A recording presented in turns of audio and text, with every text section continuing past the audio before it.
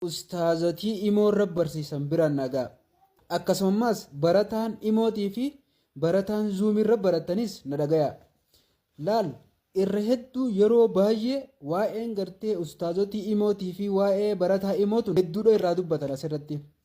Wanniin dhaamuu barbaadu asirratti viidiyoo tanarraa waa hedduu baratan jeetii yaada. Haga dhumatti caqasaadhaa viidiyoo tana. Yaa warra imoo irra nama barsiiftan.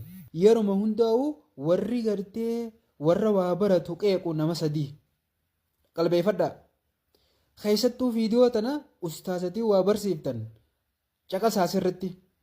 Warri imoo qeequ warri gartee warra waa baruu fi warra waa barsiisu kun qeequ namuma sadi qofa naa beeka.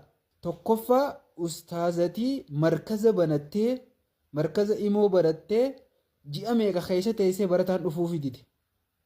Ji'a meeqa taa'ee barataa dhabee waan barsiisu dhabee barataan isa baqatee markaza banee taa'ee waan barsiisu dhabee itti dhufuu dhabee fi barataan as deebi'ee ganaa maal godhuu jammare qeequu jammare jechuun warra barsiisu kana hinaafaadha amma warra hinaafu garee hinaaftu tan waaqeexuu jettaan tan akkasin naa qabatta.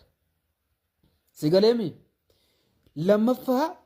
lammaffaa warra waa barsiisu qeequ warri barataa qeequ warri imoo qeequ warra achi keessa baratee takkaa markaza imoo baratee takka amiiraa wal dhabe takka barataa wal dhabe takka barsiisaa wal dhabe achi keessaa deemeetu akka waan jarri san hamaa ta'etti qeequu jammare jibbaa irratti bikka irraa deeme tana jibbaa achi labsee jechuudha gartee. Warra gartee achi deeme jechuudha. Warra sanii naa qabadhu jee. Inni sadaffaadha warra durriyyoota jechuudha. Durriyyoota warra imuma sanuu dhaqee baratuu dadhabe.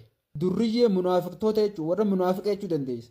Munaafiqa warra diin baratuu fi warra diin barsiisu kana shiratti yaadee facaasuu barbaadu.